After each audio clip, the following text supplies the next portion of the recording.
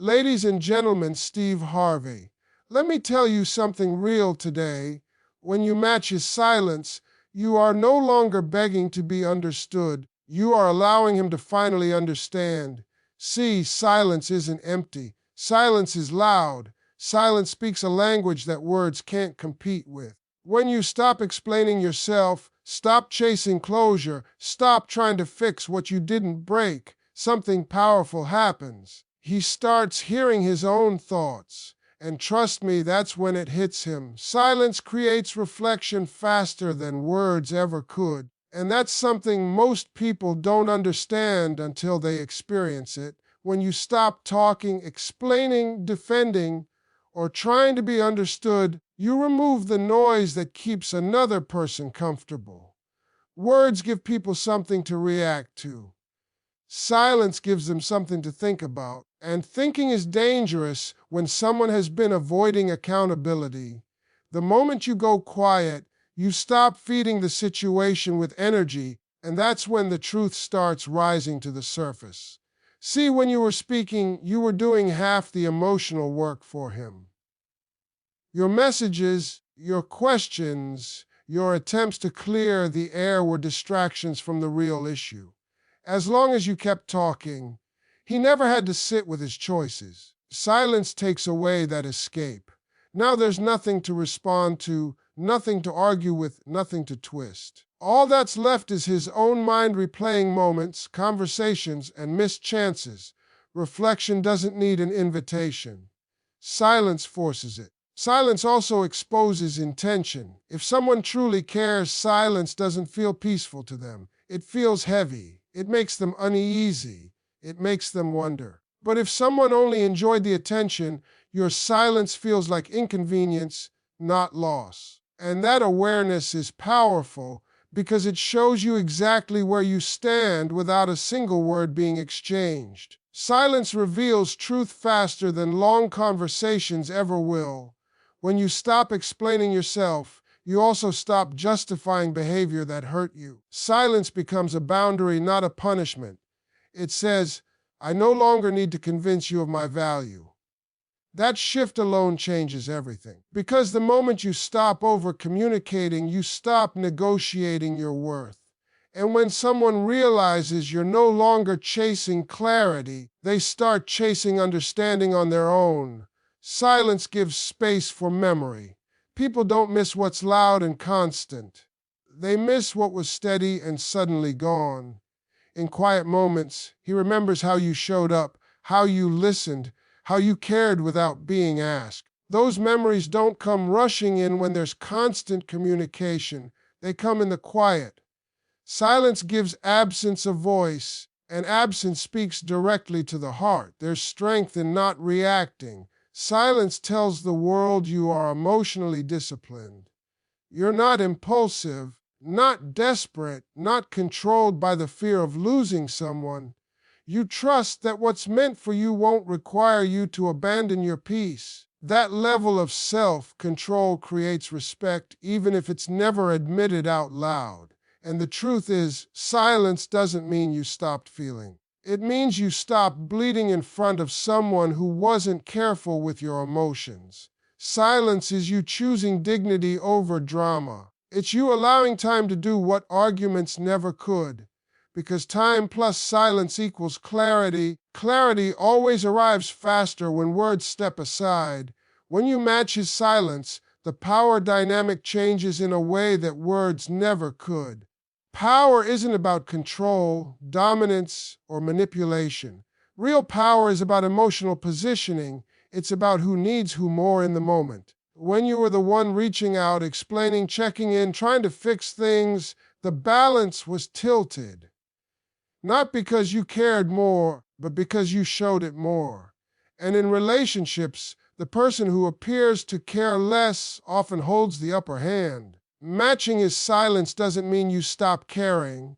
It means you stop overgiving. It means you stop placing yourself in a weaker emotional position by always being the one to close the distance. When you pull back to the same level of energy he's giving, you remove the advantage he had without even realizing it. Suddenly, There's no one chasing, no one filling the gaps, no one making it easy to drift away without consequence. Here's what happens internally. He notices the change immediately, even if he pretends not to. The routine is broken, the predictability is gone, you are no longer accessible on demand. And when access disappears, value becomes clearer. People don't feel power when someone is always available. They feel comfort. And comfort, when misused, turns into complacency. Your silence disrupts that comfort. Matching silence also sends a clear message without confrontation. It says you are aware. It says you are paying attention. It says you refuse to chase someone who is choosing distance. That quiet confidence is unsettling because it can't be argued with. There's nothing to defend against. No emotional reaction to overpower. Silence removes his ability to control the narrative. When the power shifts, he is forced into a different role. Instead of being the one who withdraws, he becomes the one who wonders. Instead of deciding when to engage, he starts questioning whether he still has the same access. That uncertainty creates emotional imbalance, and imbalance leads to reflection. Reflection leads to realization. Matching silence also recenters you. You stop monitoring his behavior and start focusing on your own peace. That alone restores your internal power. You're no longer reacting, you're choosing. You're no longer waiting, you're living. And people feel that shift energetically. Confidence that doesn't announce itself is the most powerful kind. This isn't about playing games. It's about refusing to overextend yourself where effort isn't mutual. Matching silence is not manipulation, it's alignment. You are aligning your actions with reality instead of hope. And when someone realizes they no longer have emotional leverage over you, respect begins to form, sometimes too late. The hardest part for him isn't losing the conversation, it's losing control of the dynamic. Because once you stop chasing, persuading, or proving, you step into a position where you are no longer reacting to his choices. You are responding to your own worth. And that shift is impossible to ignore, even in silence. When you remove yourself, when you stop filling the space with effort, explanations, and emotional labor, something unavoidable happens. Emotional awareness begins. Distance has a way of stripping people of denial. As long as you were present, available, and consistent, it was easy for him to overlook what you brought into his life. Your presence softened the impact of his indifference. Patience made his inconsistency feel harmless, but absence changes the emotional environment completely. When you step back, there is no buffer anymore. There is no reassurance masking uncertainty. He starts noticing the silence in places where your energy used to exist. The good morning messages that grounded his day. The emotional safety of knowing someone cared without conditions. The quiet support he didn't acknowledge because it was always there. Now it's not. And that absence creates discomfort, not because he suddenly became emotional, but because something valuable is missing. Distance forces comparison. He begins measuring new interactions against what he lost. Conversations feel shallow. Attention feels temporary. Connections feel incomplete. That's when emotional awareness hits hardest, not in dramatic moments, but in subtle realizations. He starts recognizing that what he had wasn't common. And the weight of that realization settles slowly, deeply. Absence also removes distraction. When you're no longer present, there's no one absorbing his emotions, no one helping him process confusion, no one stabilizing his inner world. He has to sit with himself, and when someone sits with themselves long enough, truth rises. He remembers moments he didn't appreciate, times he could have shown up better, words he didn't say when they mattered. Silence gives those memories room to breathe. What makes this powerful is that you didn't demand accountability. You didn't force awareness. You didn't ask him to change. You simply stepped away, and that choice shifts responsibility entirely onto him. Emotional awareness becomes unavoidable when there's no one left to blame, no one left to lean on, no one left to absorb the consequences. Distance also reframes your value. When you're gone, your role becomes clearer. You weren't just someone who cared. You were stability, you were consistency, you were emotional grounding. And when that grounding disappears, imbalance is felt immediately. People often don't understand the value of emotional safety until they're emotionally exposed. And here's the truth most people don't say out loud. Emotional awareness often comes too late. It arrives when the opportunity to fix things has already passed. That's why regret forms quietly, because realization without access is painful, understanding without connection is heavy, and that weight lingers longer than any argument ever could. You didn't create this awareness by speaking louder. You created it by stepping back, by choosing distance over depletion, by allowing absence to do the teaching. And once emotional awareness arrives, it can't be undone. Even if nothing is said, even if nothing changes outwardly, internally, the realization remains. Silence leaves a mark that words never could. Peace has a quiet pull that chasing explanations will never have. When you stop asking why, stop replaying conversations, stop needing answers from someone who is unsure about you, you reclaim your energy. Chasing explanations keeps you emotionally stuck in a loop, constantly revisiting the same confusion, hoping this time the clarity will finally bring relief. Clarity that has to be begged for rarely brings peace. It usually brings more questions, more self-doubt, and more emotional exhaustion. When you choose peace instead, something shifts inside you first. You stop centering your emotions around his behavior and start grounding them in your own stability. Peace doesn't mean you suddenly stop caring. It means you stop letting uncertainty control you. That inner calm changes how you move, how you speak, and how you show up in the world. And people feel that. Calm confidence is magnetic because it signals self-respect. Chasing explanations often puts you in a position of proving your worth. You explain how you feel, why you're hurt, what you deserve, hoping the other person will finally understand and respond correctly. But the truth is, someone who wants to understand doesn't need convincing. Peace comes when you realize that you don't need to explain yourself to someone who is choosing not to listen. Letting go of that need is powerful. When you stop chasing, you also stop reacting. You're no longer emotionally pulled by every delay, every mixed signal, every moment of silence. That emotional steadiness is rare. It shows maturity, self-control, and strength, and those qualities naturally command respect. Peace doesn't chase attention, it attracts it. Because when you're calm, you're unpredictable in the best way. You're no longer easily read or controlled by emotional triggers. There's also something deeply attractive about someone who chooses their well-being over emotional chaos. When you stop chasing explanations, you stop chasing validation, you stop seeking reassurance from someone who isn't consistent. That independence creates a shift in perception.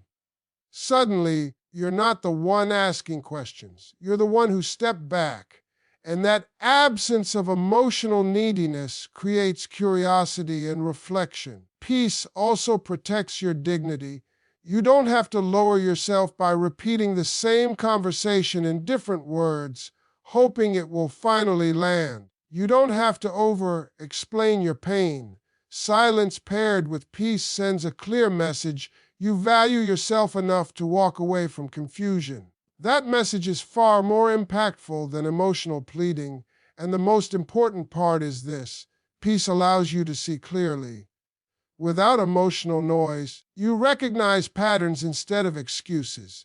You see actions instead of promises. You stop romanticizing potential and start honoring reality. That clarity strengthens you, and strength changes how others perceive you. While chasing explanations keeps you emotionally exposed, peace creates emotional safety within yourself. It makes you grounded, centered, and whole. And when someone looks back and realizes they lost access to that calm presence, that grounded energy, that emotional stability, the regret doesn't come from what you said. It comes from the peace they no longer get to experience. Growth begins the moment you stop reacting and start choosing yourself. And that moment is often quiet, unnoticed by anyone else, life changing for you. For a long time, your energy was tied to his behavior. How he showed up determined your mood. His silence made you anxious. His attention made you feel secure. That's not love, that's emotional dependence. And most people don't realize they're in it until they step out of it. Choosing yourself means breaking that pattern. When you stop reacting, you reclaim control over your emotions. You no longer jump every time the situation shifts. You no longer feel the urge to explain, correct, or rescue the connection. Reaction keeps you trapped in survival mode, constantly responding to someone else's choices. Growth happens when you pause and ask yourself why you've been shrinking to keep something alive.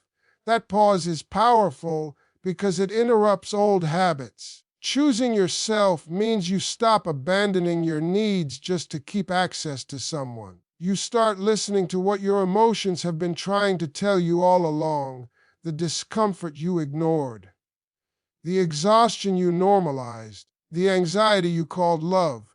Growth requires honesty, and honesty can be uncomfortable at first, but it's also freeing. You begin to realize that peace feels better than constant anticipation.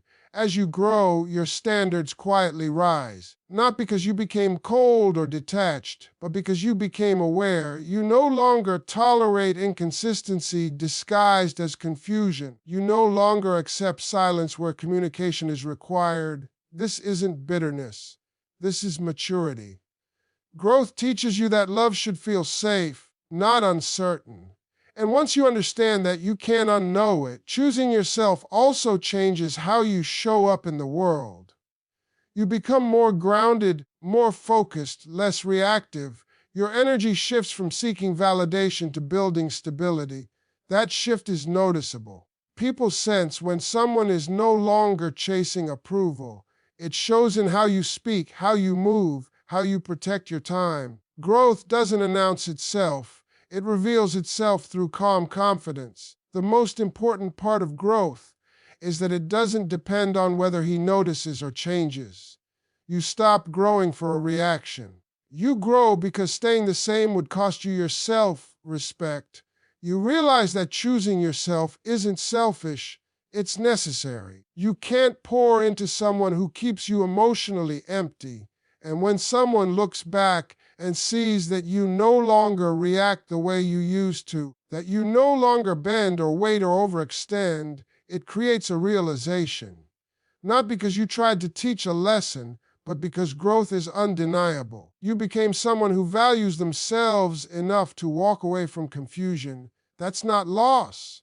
That's evolution. Regret is born the moment value is finally understood, and that understanding almost always comes too late. People don't wake up one day suddenly realizing what they lost. It happens slowly in quiet moments when life no longer feels as full as it once did. When you were there, your presence softened things. Your effort filled the gaps. Your consistency made emotional neglect feel less noticeable. Once you're gone, the contrast becomes impossible to ignore. Regret doesn't show up loudly. It shows up when something goes wrong and there's no one to talk to who truly understands. It shows up when a good day feels incomplete and a bad day feels heavier than it should. That's when the realization starts forming. Not because someone else replaced you, but because no one ever quite matched what you gave naturally. Value isn't measured while it's available. It's measured when it's missing. When someone had access to your care, your patience, your emotional safety, it felt normal to them, familiar, expected. Human nature takes consistency and turns it into entitlement. And entitlement blinds people. It makes them careless. It makes them assume you'll always be there, always understanding, always forgiving. Regret begins the moment that assumption is proven wrong. What hurts the most is that regret doesn't come from losing arguments or missed conversations. It comes from losing access. Access to someone who cared deeply without conditions. Someone who showed up without keeping score. Someone who provided emotional grounding without demanding perfection. When that access is gone, reality sets in. And reality doesn't negotiate. Value becomes clear through comparison. New connections don't feel as safe. Conversations don't go as deep. Effort feels forced instead of natural. That's when memories resurface. Not the dramatic ones, but the small ones. The way you listened. The way you stayed. The way you made things feel stable even when life wasn't. Those memories become heavy because they come with awareness and no opportunity to fix what was mishandled. Regret also carries responsibility. Once value is recognized, excuses stop working, silence becomes loud, distractions